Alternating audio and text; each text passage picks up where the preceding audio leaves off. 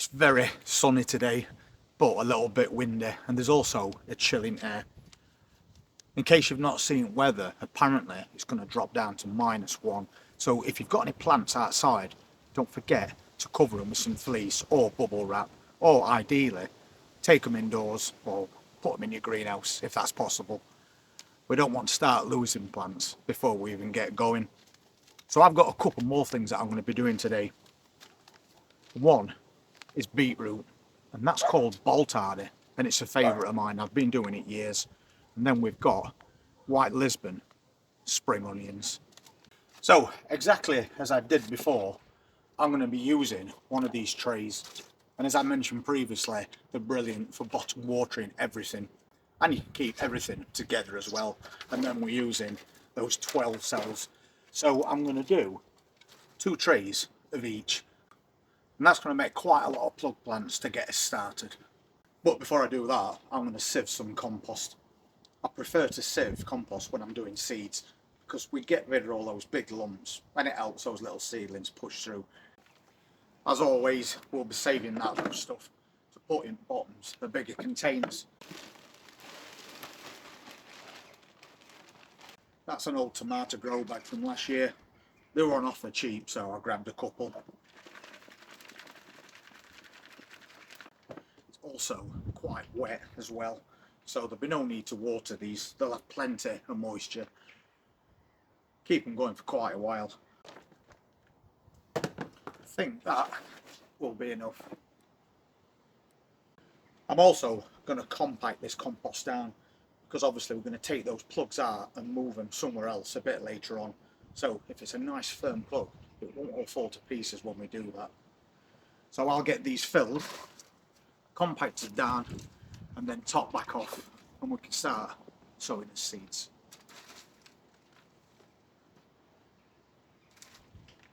As always, the same trays as we're using make compacting this compost down that much easier. We can do all cells in one go.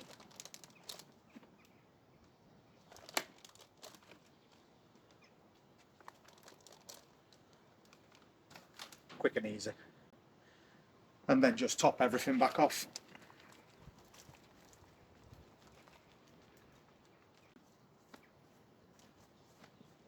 So there we go, that's that job done. Now we'll get these seeds in. So just like I did before, I'm using this just to make an indentation in that compost. Once again, about 1 centimetre deep. Don't need to go much more than that.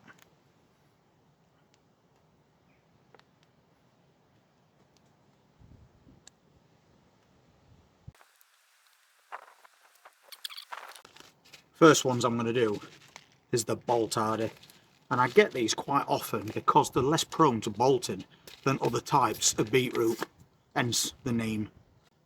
Get quite a few seeds in this pack as well, and if you look at these seeds you'll notice that they're like clusters.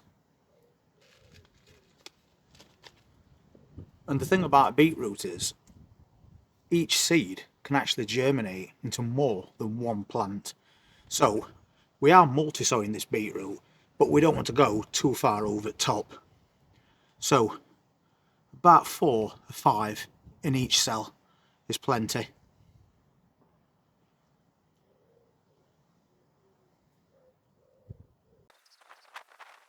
You can grow them as individual plants if you want, but as with onions, as these plants grow and become roots, they'll just push each other aside.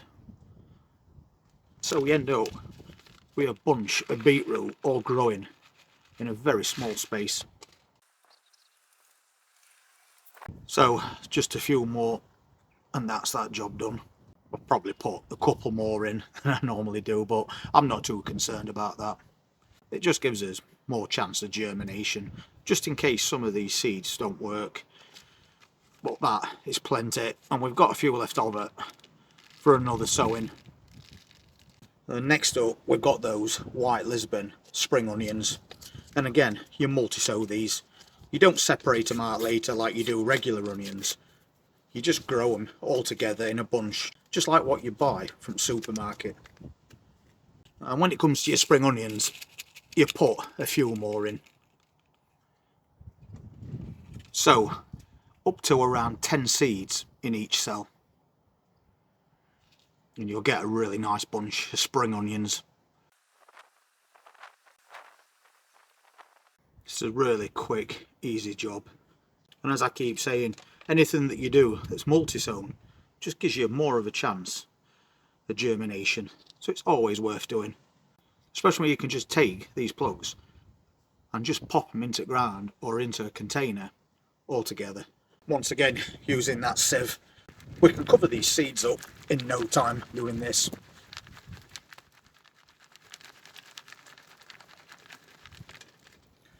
That quick, and that job is done. We'll just even this top out and then they're good to go. And I'll not bother putting labels in these because you can tell which is beetroot, and the spring onions are the only ones we've got at the moment that are going to be growing together multi-sown. So there we go, another quick easy job done. I'll pop them in that propagator behind me, especially since we're getting a -1 temperature tonight. They're going to be a lot warmer and it's going to help them germinate that much quicker. But if you can't do that and you've got one of those trays, you can just take the whole thing indoors. And pretty soon we're going to have a lot more plug plants up and on the way. So we're getting quite a lot done in a short space of time. Over the last couple of weeks we've done 2 or 3 trays of those. And when you do your spring onions, re-sow them every 2 weeks. I mean, you'll never run out of spring onions all the way through season. Especially me, because what I tend to do is cut off the green tops and I'll chop those up and I'll put them in mashed potatoes and it gives it a really nice flavour. But you can just leave them and pull them all up in a bunch with those nice little white bulbs on. And also when we do the beetroot, we can replant that into a bigger container and then wait for those roots to start forming. Or you could use them as salad leaves and just keep picking a few leaves off now and again and then letting them grow back. Entirely up to you. It's the great thing about certain plants, you've got more than one option.